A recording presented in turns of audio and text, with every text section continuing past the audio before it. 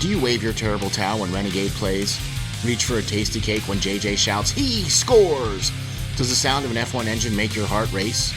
Doing push-ups with the Nittany Lion after a TD?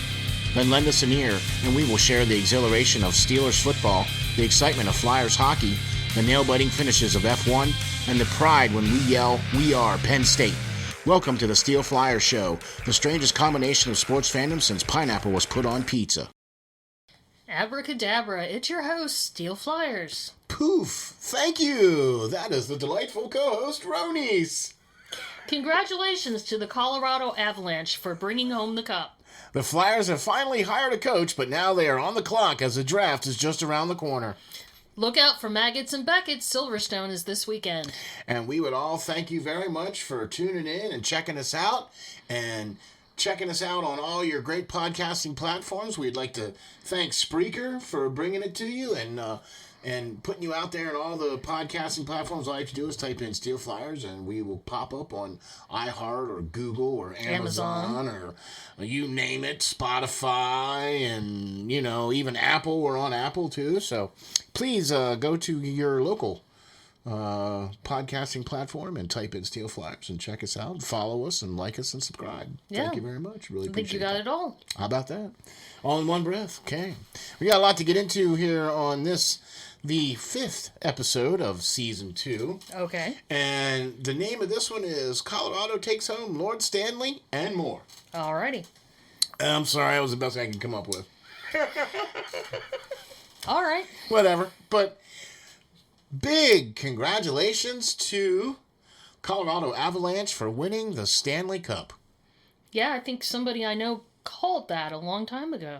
You mean like back at the beginning of the season when everybody was prognosticating about teams and such? And a certain Steel Flyers said, "Hey, Colorado's going to win." You were right. And I was right. And I picked him in my bracket challenge. Yeah.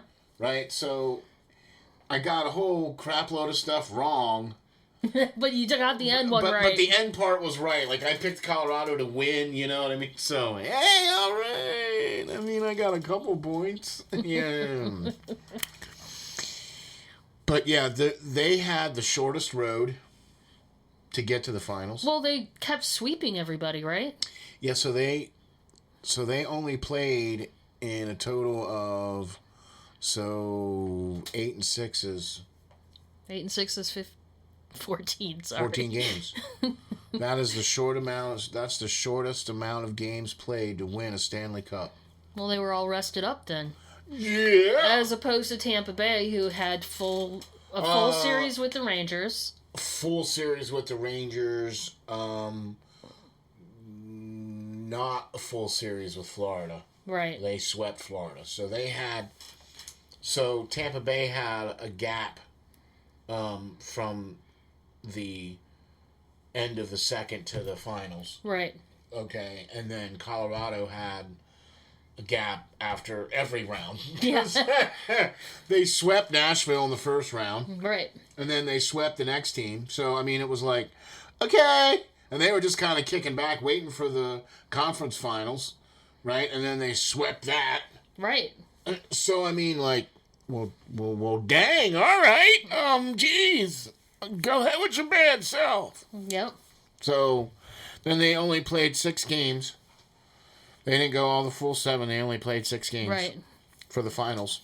And everybody was like, wow, man, Colorado's going to be, like, dragging, and they're not going to be, you know, they're going to be rusty. They had 9 days. I mean, that's a pretty long time to not be playing hockey. Well, especially in the playoffs, because you lose that intensity. Exactly, and because you're so amped up for playing the last round, and you're ready to, like, all right, so we're playing the next round tomorrow, right? You know, so, but we're, yeah, you get 9 days to rest up, you know. So, a lot of people thought that Colorado was going to come out flat and rusty, a la Tampa Bay. When Tampa Bay had the break, they came out rusty in the conference finals because New York took it to them.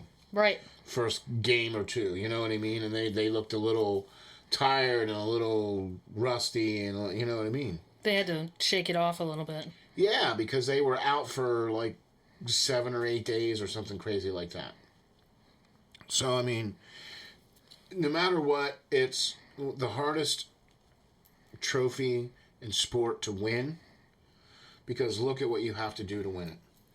It's a long grueling time. It's a long, grueling season. I mean, your season never ends, right? You start counting games in the beginning of October.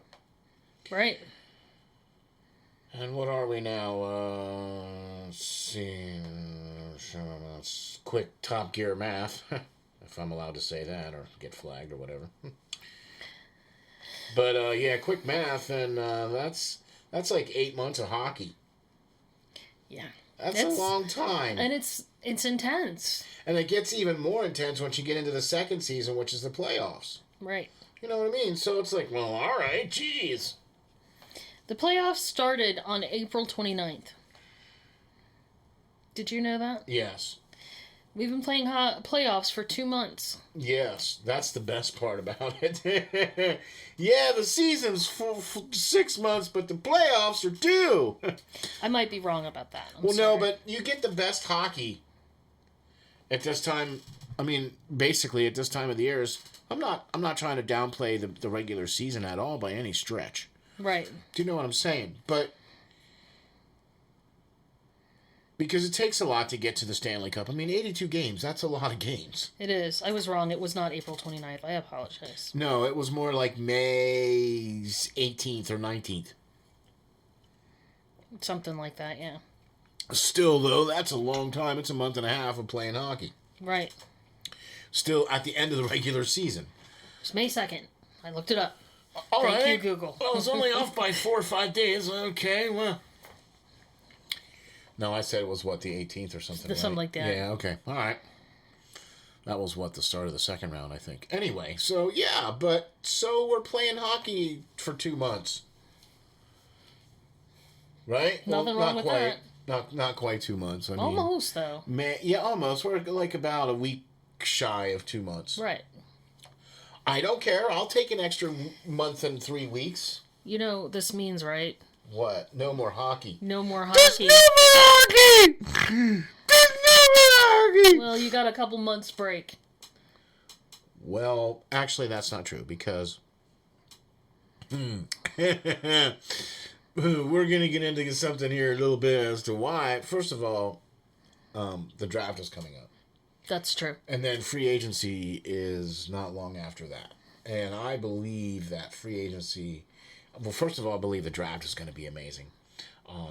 And be looking for coverage of that on the Hockey Writers Inc. from SteelFlyers All Sports Network. We'll be covering...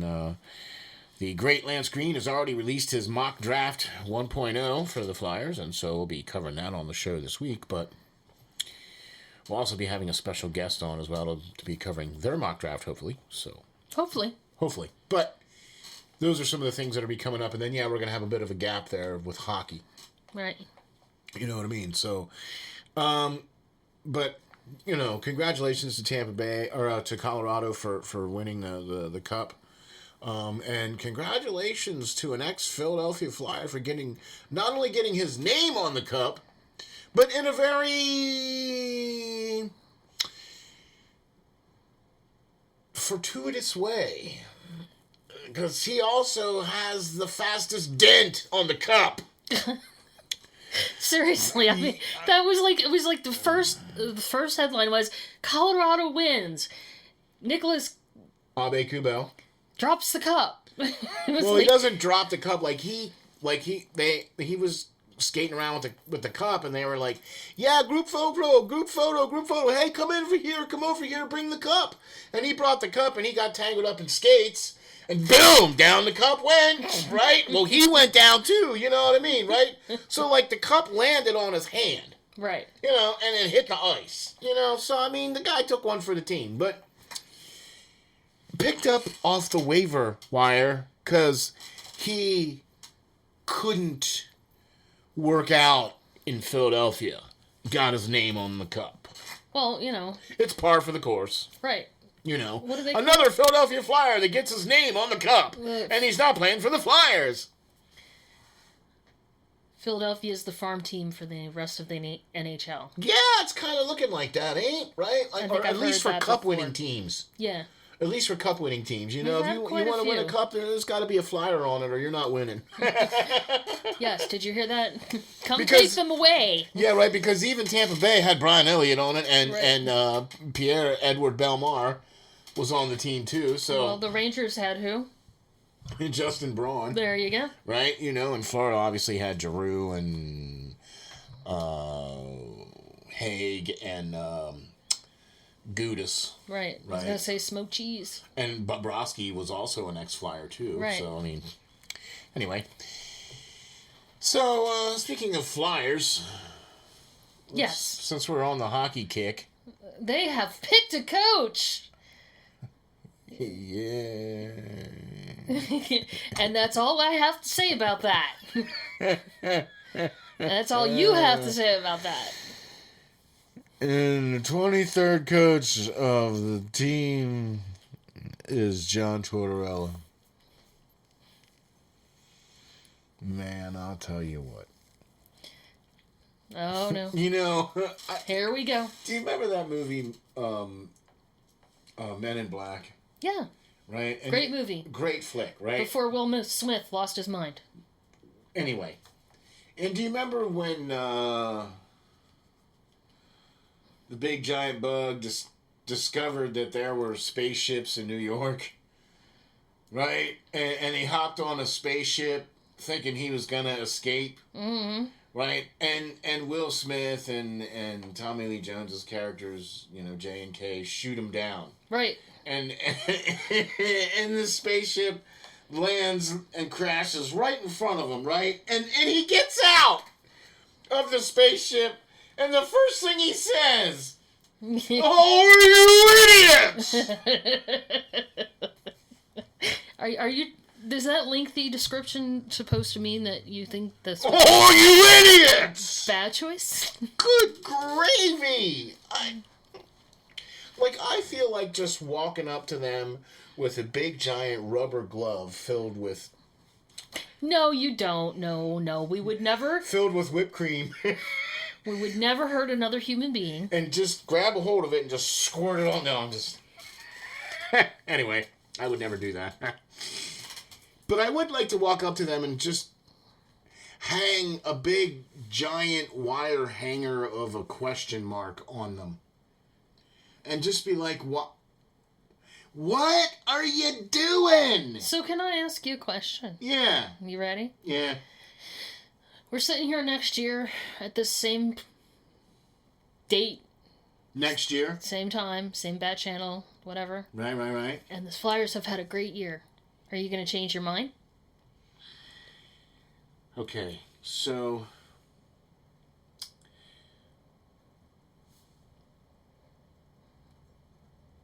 I don't have a problem with admitting I'm wrong, and I don't have a problem with admitting anything. If I need to eat words or salad or crow or whatever, I've got no problems with that. But so far, everything that I've thrown out there has pretty much come to pass. For the most part. And so I have a feeling that this time next year we're going to be talking about, so who the Flyers going to pick for the next GM? At least you're hoping.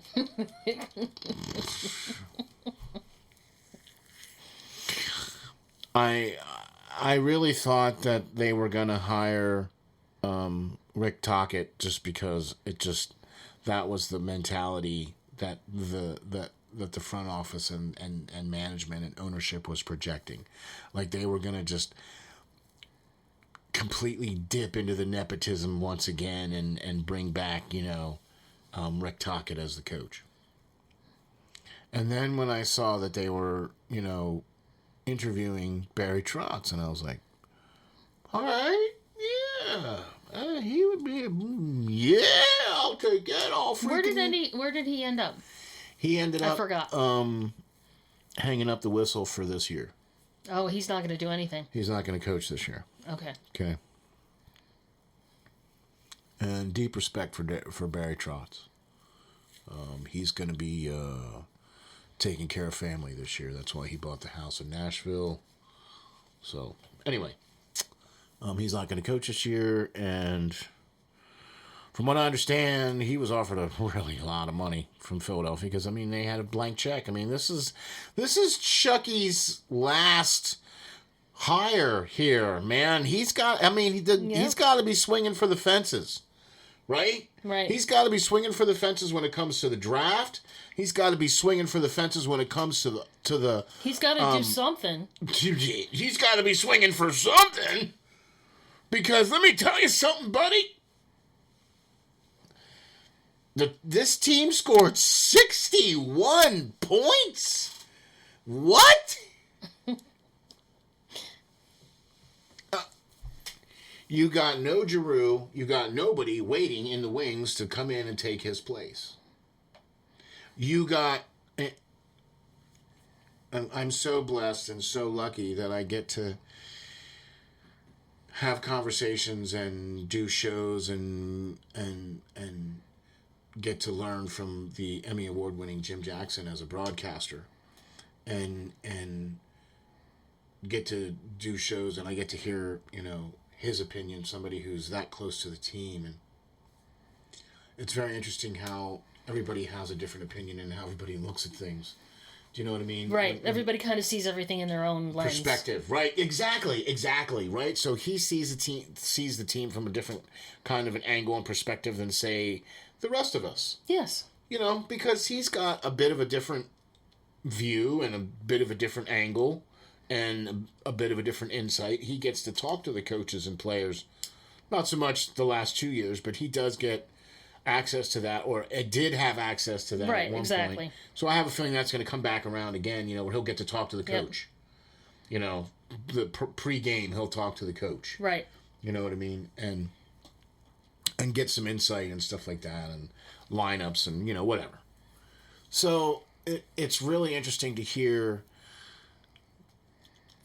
different folks with different opinions about things, and like I said, I'm very blessed that I get a chance to be on with the great Jim Jackson, and very much thank you to him for. He's been on hockey. No, he wasn't on Hockey Writers Inc., but he was doing. Yeah, he's been on the Hockey Writers Inc. Yeah. I thought so. Yeah, he's been on the Hockey Writers Inc. And we'll probably. He said he would be happy to come on closer to the draft.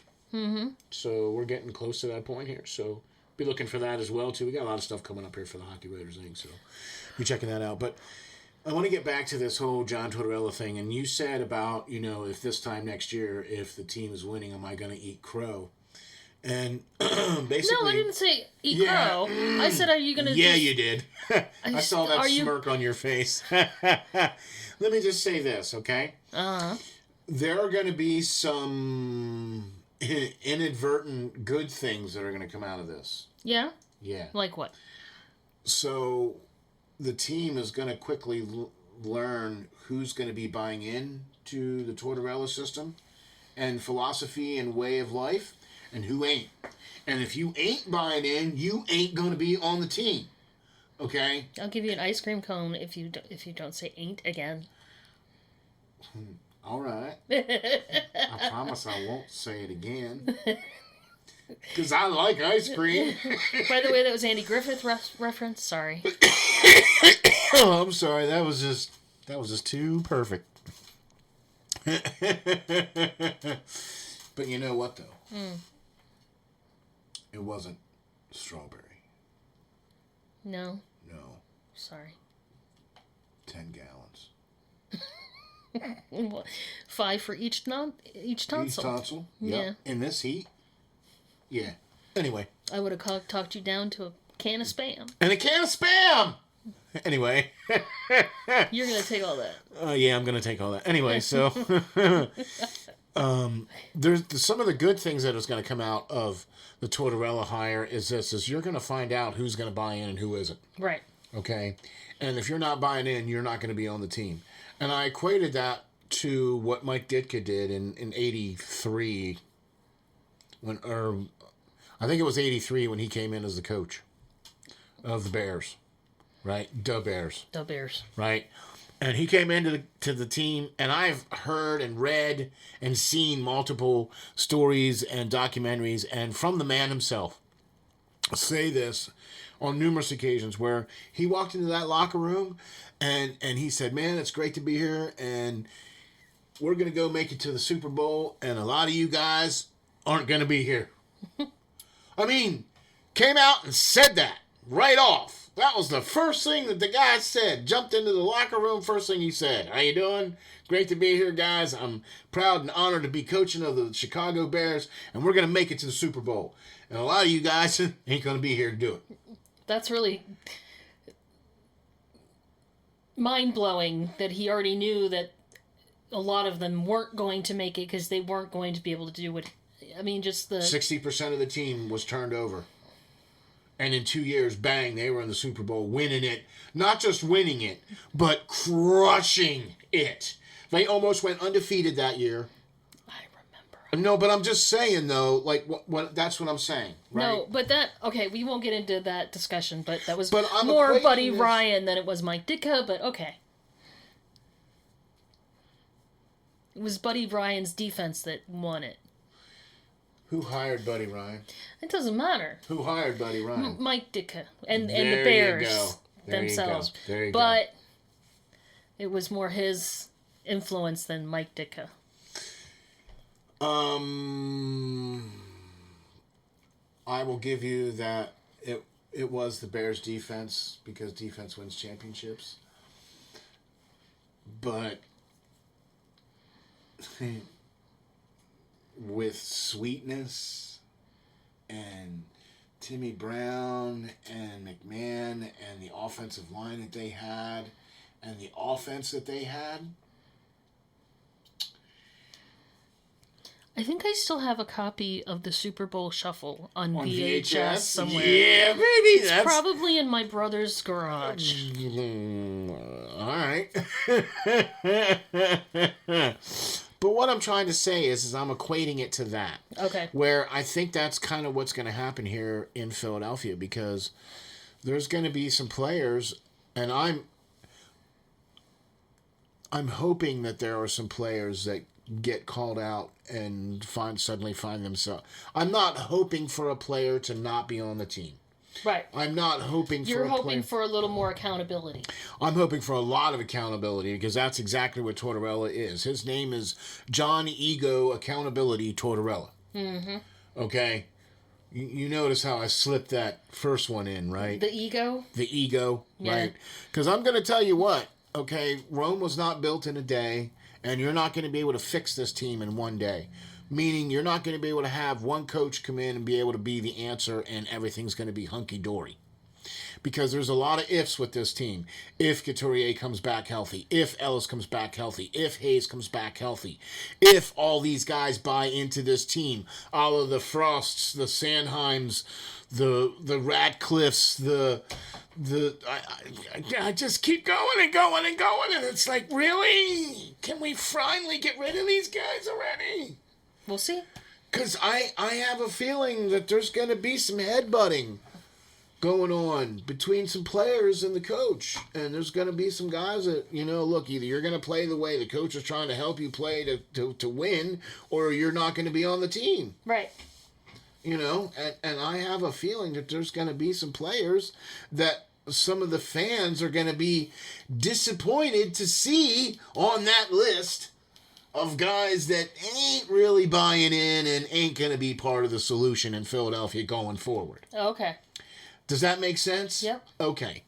And then there's no cap space for Philadelphia, so they can't really do the moves that they need, because they're more than one or two pieces away from anything. They've got so many holes that they need to fill and so many things that they need to do that you can't do it in one season, is what I'm trying to say. I gotcha. John Tortorella would have been a great hire back when AV was hired. Yeah, you said that. Yeah. If he would have been brought in when AV was originally brought in 4 years ago, 3 years, whatever, however many years ago. 2019. Whatever. If he would have been brought in at that point in time, that would have been a much better situation. John Tortorella, I believe, is more of a coach situated for that.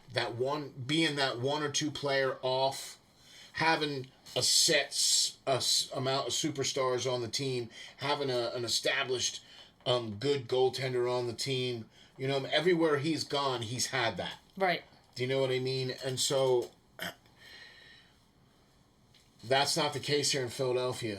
You got a potential in Carter Hart. I think Carter Hart has a lot of potential where I think he could be really good. But, man, you're hanging the kid out to dry, right? And you're putting all this badness in front of him. You know what I mean? Yeah, he has, but the thing is he has a potential, but he's, I don't know. That's beyond me. Philadelphia has a history of bringing players in who are amazing talents and then completely ruining them until they get traded or leave and go get their name on the cup. Right. Because they don't know how to develop the players. They don't know.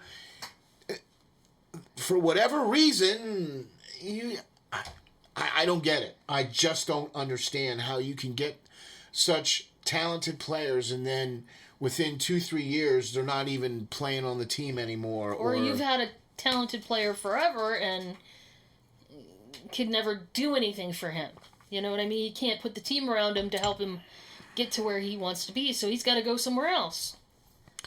At best, this team, Flyers team, will be a bubble team this coming season.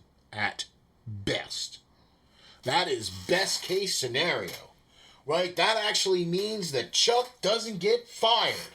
Okay. Because I really think that come December, the winds of change are going to blow through Philadelphia, and the city of brotherly love is going to suddenly be without a general manager.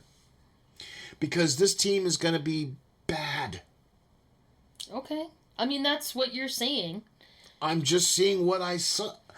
I'm only putting out there what I see. I know. Do you know what I mean? Look, I really want to see this team win a cup sometime before I die. I mean, come on. I want to be able to celebrate it while I can still stand and walk and everything. You know what I mean? Today, he turned 100 years old. And and he passed away the day before the Flyers won the Stanley See, Cup. wouldn't that be my freaking luck? You know what I mean? No, man, I can't go another 15 years. No, we can't do that, you know. Well, so, that's what I mean. And one thing for sure, man, the press conferences are going to be interesting. That's for sure. Well, they will be lively. They're going to be lively. That's all I'm going to say about that. Okay? I just. That's all, huh? No. Are you kidding? I'm just saying that because you've gone on, I don't know, 20 minutes now. Yeah. I like I said, there's going to be some good things that are going to come out of it, but I just think that he was more of a coach to hire back when AV was hired. At that time, the team was set up a little bit differently, and the culture of the team was much more foldable into something that Tortorella could have done something with.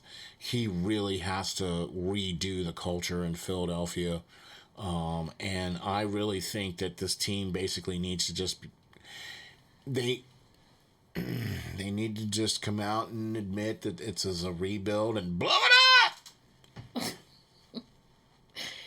Okay. Draft picks, man. We need draft picks. Yep. Okay, and we don't even have a second round draft pick this year. Okay, so we have the 5th overall pick in the draft. Right. Okay. I remember that. Right, and there's some projected players that potentially could go Philadelphia's way, but I really think it might not be a bad idea for them to trade back to try to get a second round pick. You know, maybe trade with a team that's still within, say, the top 10. Do you think there's players in the draft that are ready to go? No. Okay. No. I don't think there's. Yeah, no, I don't think.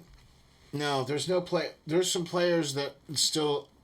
Almost every player in the draft this year still needs to have some time to mature and still needs to develop and whatever. Some time in the AHL. Or wherever, right? Whatever junior leagues you are in or whatever, right?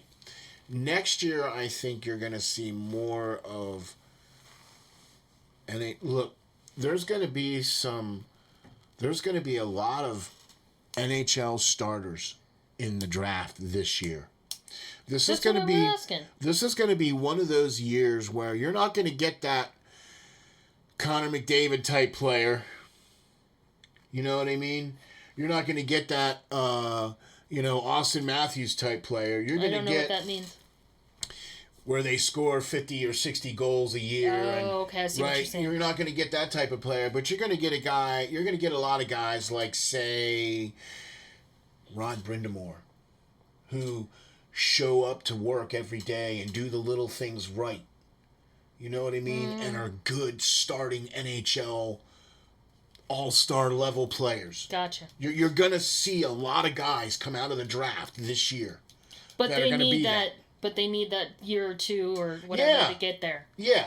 Okay, I see what you're saying. Yeah, they still need. I mean, there's not a guy that's going to be. I mean, I even think that Lafreniere was probably rushed. He probably should have waited, but they brought him in. Do you know what I mean? Yeah. And I think Hischier probably should have waited too, but they brought him up quick too, right? So those were the last couple of number one picks, the last couple of years that started right away. Right. Do you know what I mean? So. There's been a lot less visible tape on players this year because of the restrictions and because of everything that's been going on. That's still an issue. So this year hasn't been quite as scouted, quote unquote, as some of the other years. But I still think this is going to be a good, strong draft. Just not the McDavids and Matthews are going to come out of this draft. You're not going to get an Ovechkin out of this draft. Do you know what I mean? But you're going to get the guys that can support and play against and play with. You need those players you can depend on that are going to be steady. And every night, and they're going to do their job. And I get what you're saying. You know, guys that can put up 20 or 30 or 40 goals. Mm-hmm. You know, that can put up 60, 70, 80 points for the season. You know, can be that plus 25 to plus 30 player. Right. You're going to see a lot of that in the draft, coming out of the draft this year. Okay. Of players that have come out of the draft in 2022, sorry. The next two drafts, 2023 and 2024, are quote-unquote projected to have some have those types of 50, 60 goal type scores. Okay. Do you know what I mean? Those types of players are going to come out of the next 2 years. Gotcha. And teams like Seattle, who have done nothing but build draft picks. I mean, in the next couple of years, they've got like 12 first-round draft picks. You're kidding. No, I'm not. I am not kidding. That's a lot of first-round draft picks. I mean, now they are an expansion team, and they traded a lot of stuff away to get them. Right, but then they're basically building from the draft. Hey! Ring, ring, ring, ring, ring. Is that the clue phone? It's the clue phone. Yeah, I figured. Paging Chuck Fletcher. Paging Chuck Fletcher. It's the clue phone for you. Paging Chuck Fletcher. Anyhow, so the draft is next Thursday. Okay. And Philadelphia just a week ago hired a coach. Yeah, but you know, I'm sure that John's been thinking about it for a while about, you know, even if he was not offered the job at that point, he knew that he was up for it, so he may have been doing some pre-gaming, sort of, doing some research. I mean, he's got... I would have. That's what I would have done, so... There's time. There's time. Yeah. I mean, but it has to be condensed, right? So now you only got 2 weeks. So, you know, hope you enjoyed your time off, because guess what? You're going to be busy. You're going to be busy now from now until, I mean, you know, you wanted to be the coach now. Okay, here comes the coach. So, I'm pretty sure that, everybody's like, well, the coach doesn't have a lot of influence on who the team drafts. And I'm like, are you kidding? If you don't draft a guy that plays the coach's system, what? Anyway. So, what do you say we bury the Flyers? I mean, put an end to this miserable... anyway. You mean stop talking about the bane of... Never mind. Yes. See, you can't even do it. I mean, come on. I tried to. It's bad, man. It's just bad. So let's talk about another team. Well, I'm trying to be positive here, and that's why that's what I'm saying, though. I'm trying to be positive here, and that's why I said that there's going to be some good things from this hire. Now, right. I'm really going to be interested to see who some of the assistant coaches are going to be.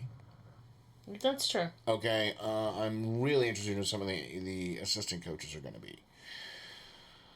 Because they need somebody to come in and just be a power play specialist. They need a coach to come in and just be that and do that and coach that. Because for the last 7, 8, 9 years, the power play sucks. This team has become one of the easiest teams to play against. When this team used to be one of the hardest teams to play against. Can we get back to that? Yeah. We can, but it's going to take more than one season. Okay? It's going to take more than one player. And that's kind of what my point about this whole thing is that it's like we saw what New York did this season and how well they played, and they got this close.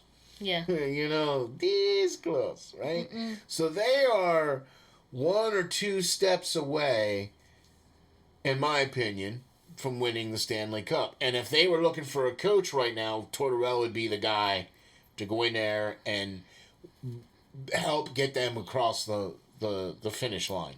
Does that make sense? Right. I get it. He's already coached in New York there, and he's worn out his welcome, so that ain't never happened. But anyway.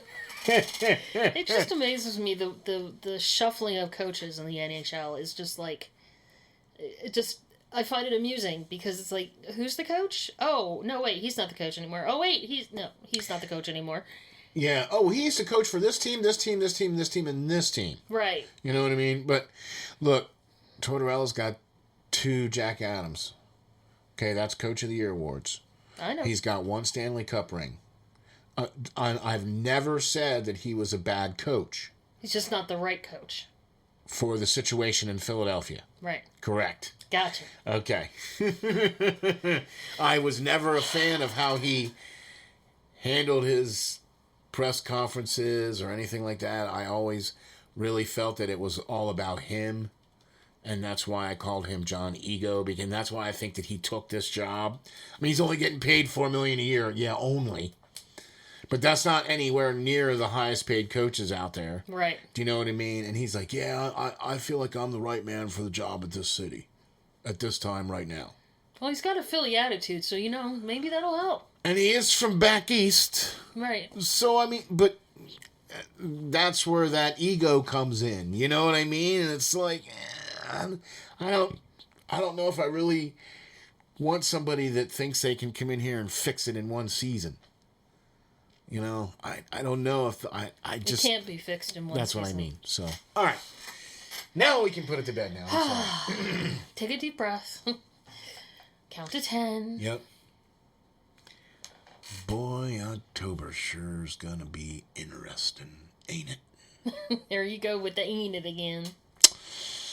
I'm giving back my ice cream cone. Here you go.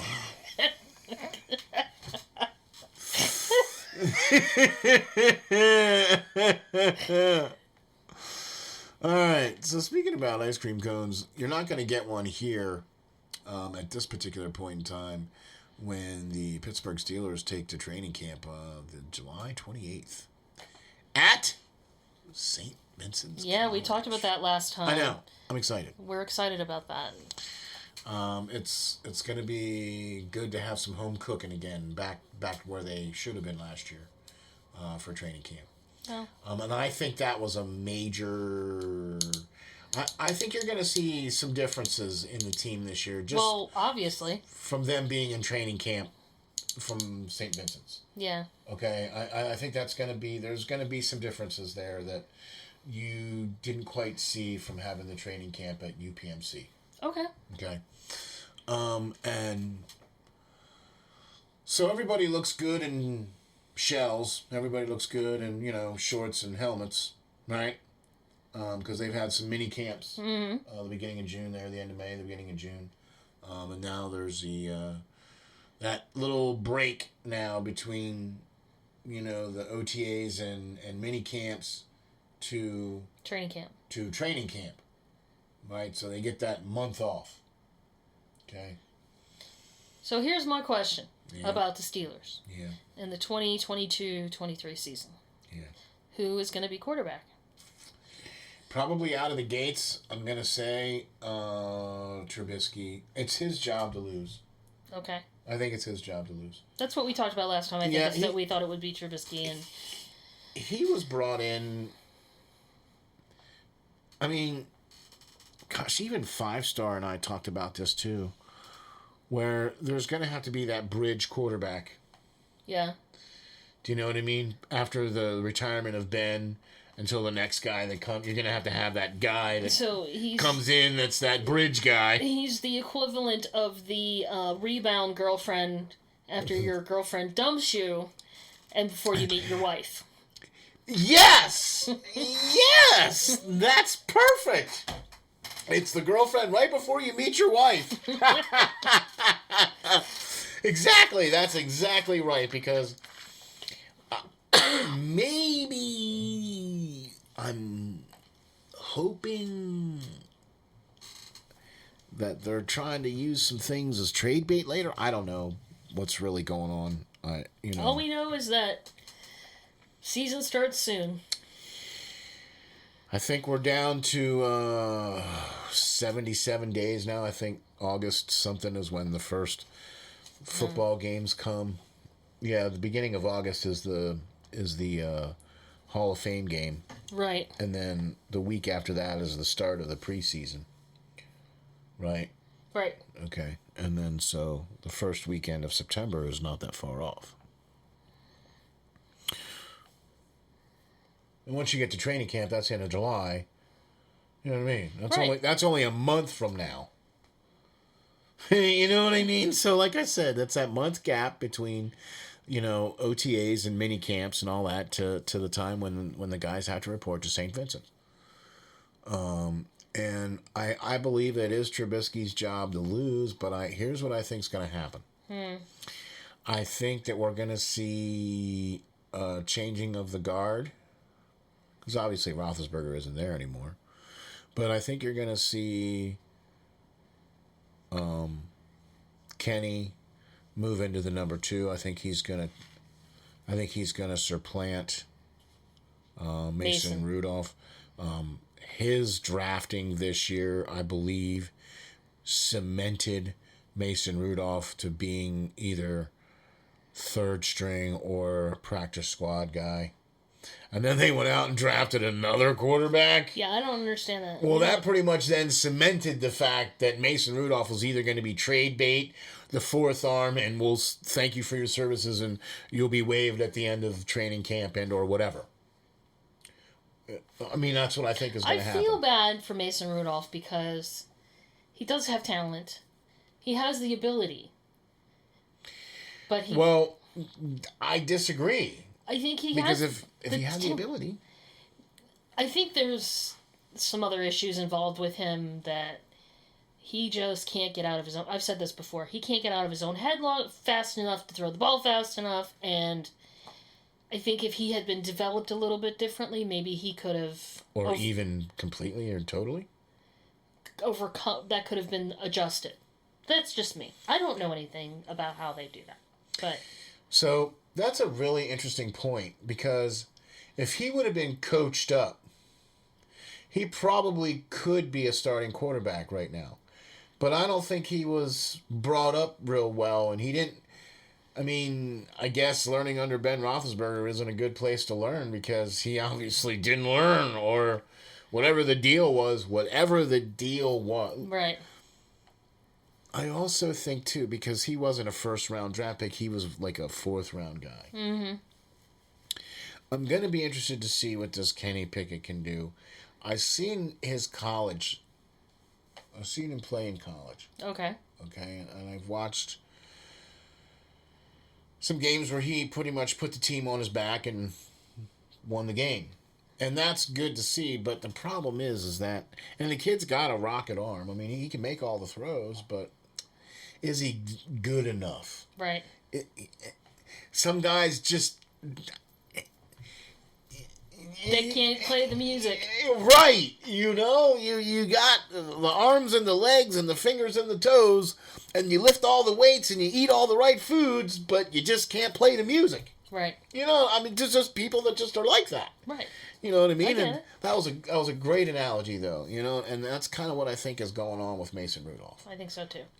And I think with who they've drafted and who they brought in, I think that pretty much spells the end for Mason Rudolph. So good news for one particular Steeler player.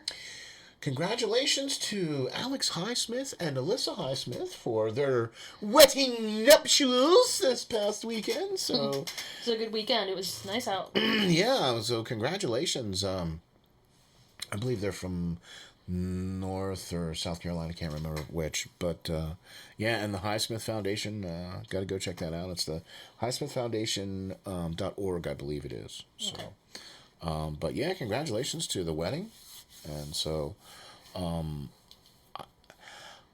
I really think that Pittsburgh has got a generational type defense right now.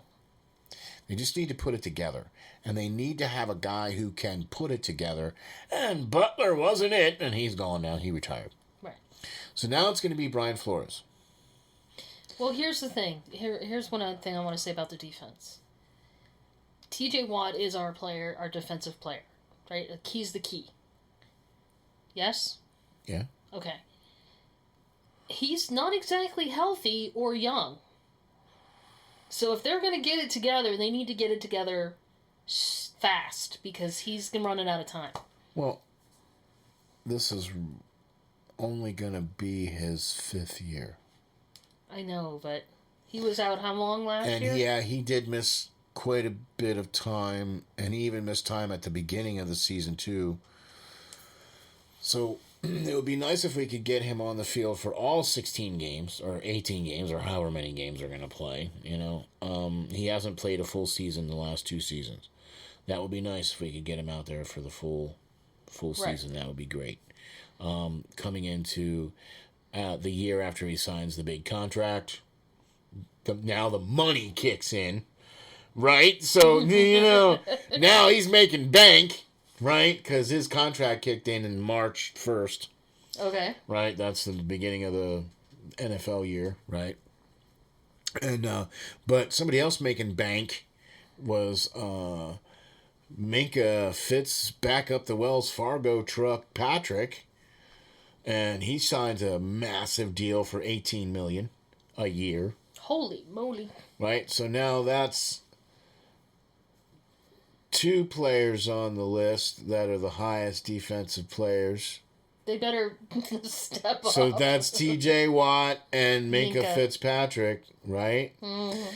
And they're probably going to dump the highest amount of money for a wide receiver on Deontay Johnson.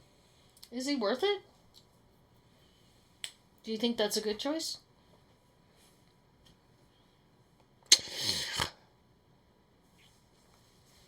He reminds me a lot of somebody, and I'll tell you what, I've never seen anybody go from dropping as many balls as he did the year before to barely dropping a ball this past year.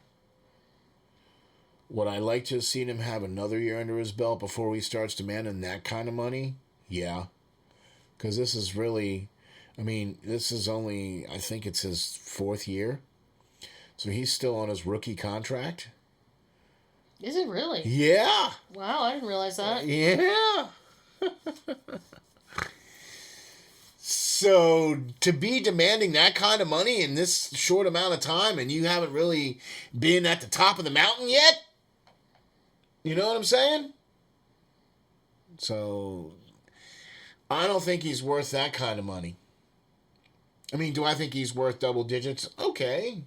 I mean, the way that the structure of the money is different than what it was 5, 6, 7, 10 years ago. Do you know what I mean?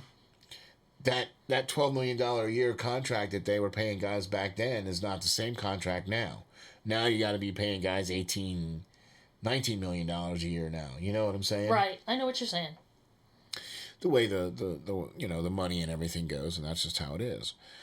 Like I said, I think Pittsburgh has got a generational type defense right now with Cam Hayward, and even though Stephon Tuitt retired, okay. Yeah. And he needed to retire. Well, his injury and then a bunch of other things compounded that. So, congratulations and thank you very much, and hope you do some good and enjoy your retirement. You know what I mean? But they brought in some guys through, picking up players, free agency signings, and things of that nature. They picked up some guys in the draft the last, couple years. So I think there's going to be, Alaahu's coming back. That's going to be a big major boost because we're really going to need him. And Hayward playing like he's been playing, Pro Bowl caliber guy. You know what I mean? So the guys up front I think are going to be okay. The linebacking core, I think, is going to get solidified this year because I think you're going to see Alex Highsmith have a breakout year. I hope so. Okay. That would be nice. And him and TJ and I think they're going to move Bush out of the MAC and put him more on the inside, I think, or more on the outside. Do you know what I mean? Would that be a good thing? Maybe. It might be for him, and it might be for the team. Do you know what I mean? Yeah. Because he's very fast, and he's pretty good at certain coverages and certain things, and he matches up well with certain coverages and certain things. So, You know what I mean? So, I think that, and with Alex Highsmith, I just think it's going to be a good year defensively with Edmonds coming back and Minka back there, and you know what I mean? that's going to have to carry us this year, I think. Because without a really strong quarterback, because Trubisky's still going to be learning the system, I think that we're going to need to lean on the defense a little bit more this year. At first, I believe, yes. But I also think this. I think that Trubisky has got some weapons around him. Okay? I think we're really going to miss Juju, but we've got probably some of the best tight ends, I think, some of the best tight ends in the league right now with Fairmouth and Gentry and Eric Ebron. Those three guys right there.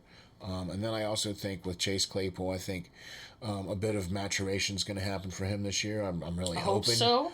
I'm really hoping so.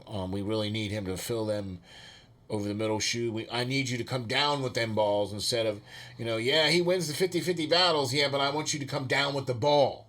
Okay? In the end zone, that's where we need to see you doing that. You know what I mean? Re-signing Dante Johnson. They picked up Miles Boykin. And then they also drafted George Pickens and that other guy they drafted. I can't think of his name now right off the top of my head. But they drafted 2 wide receivers this year in the first round. And I think they're going to make an impact as well. At least one of them is going to be running back kicks. Because Ray went bye-bye. Ray went bye-bye. Oh, darn.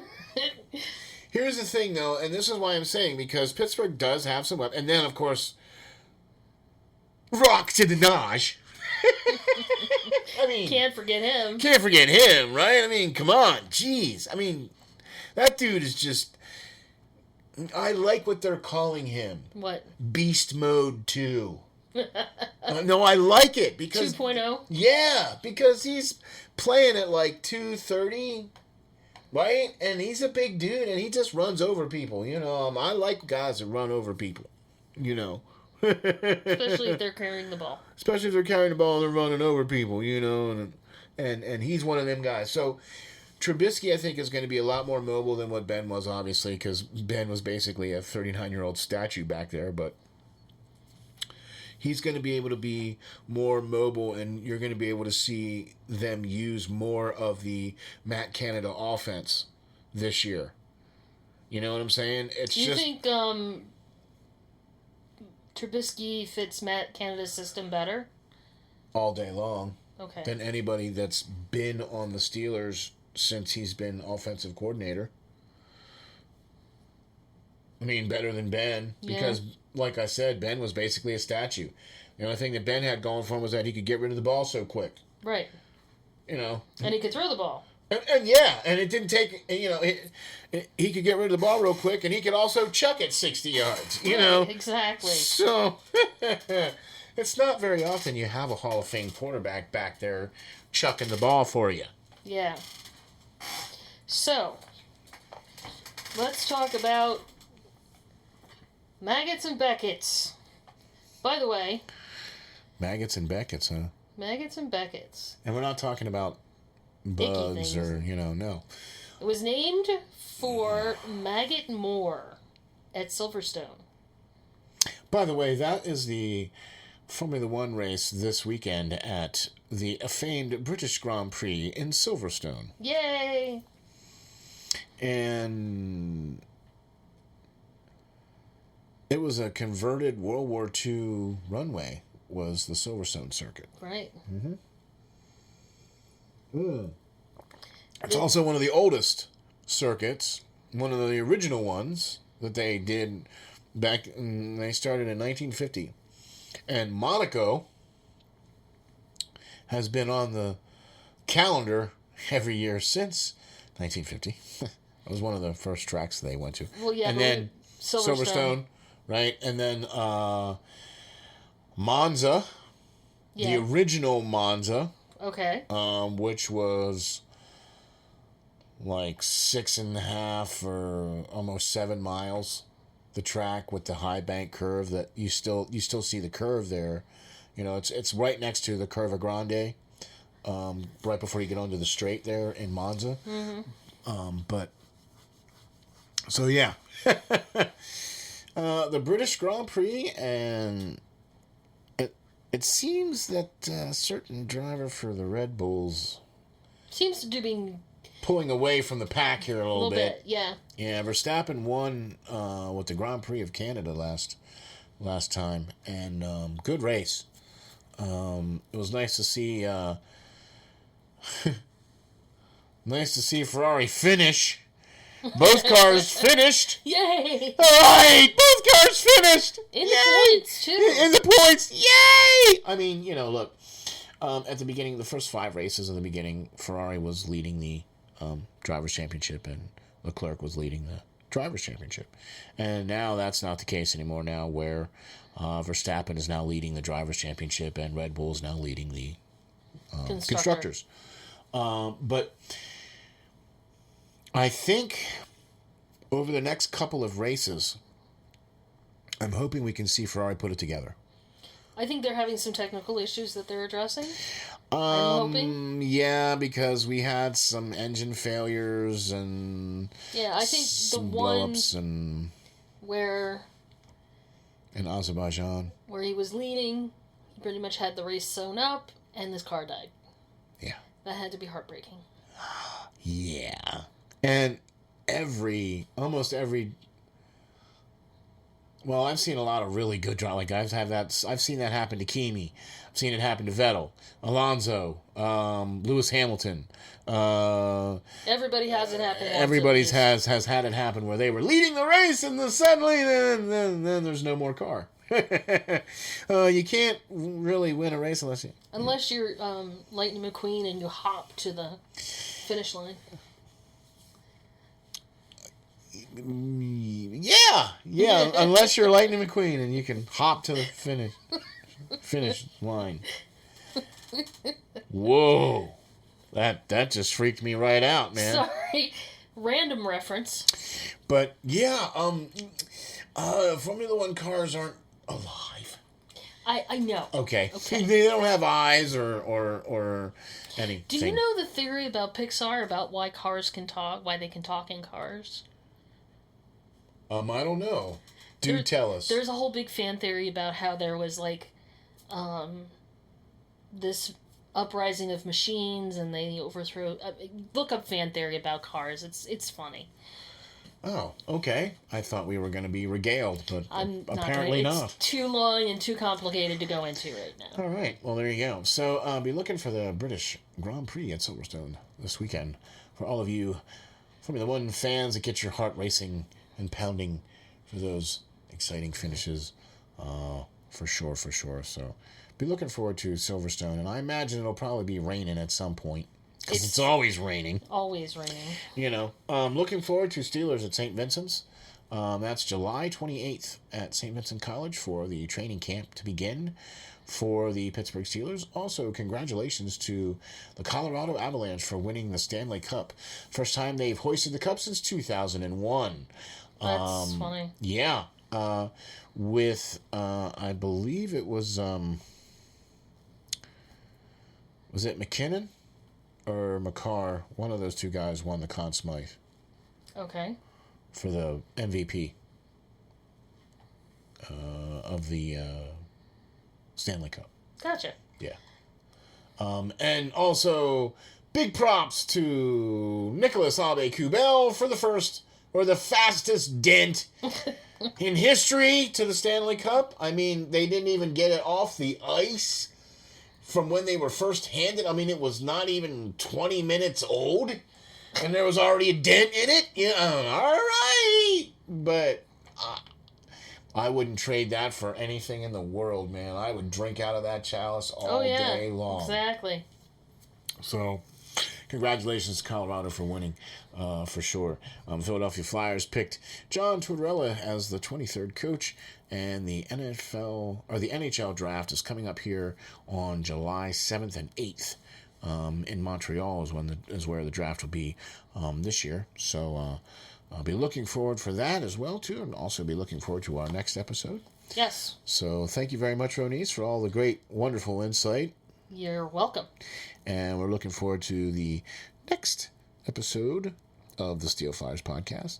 Thank you all for checking us out and for listening and for tuning in.